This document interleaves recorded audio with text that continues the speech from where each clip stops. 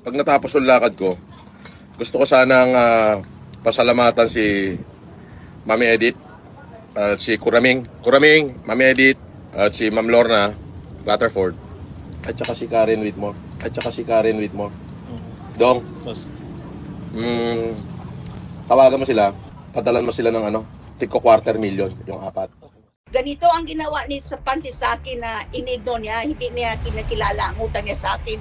I promise, kahit hindi man ako mabayaran, basta mapakulong siya, ipakulong ko talaga yung lintik na yan. Eto, question lang po, nabayaran nyo naman na po yung mga niloan nyo. Are you okay? Quits na ba kayo sa bank or hindi pa rin? Struggle talaga. Kasi Hindi pa rin po tapos? Sabi niya, wala daw siyang utang. Right? Wala daw siyang utang sa amin, taga-UK. Kasi tulong daw namin yun sa kanya. Ano? Baro yun, Francis. Baro yun. Kung nanood ka man, ilagay mo sa kutup dito sa utak mo, yung mga pira na yun, nga sa mga lawyer mo, pag mula pa doon sa eleksyon, hiram yun sa'yo. Yung mga palipad namin, at saka yung plates namin sa, yung mga humanitarian, yun ang tulong. Pero yung mga baro sa loan, sa lender, hindi yung tulong. Bayaran mo yun.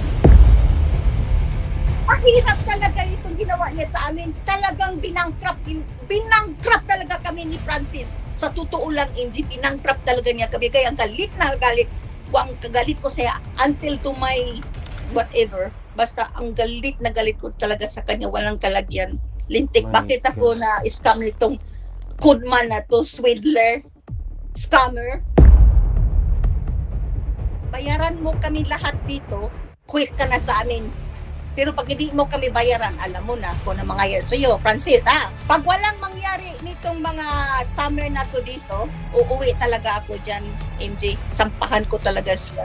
Hindi ako nagbabanta sa'yo.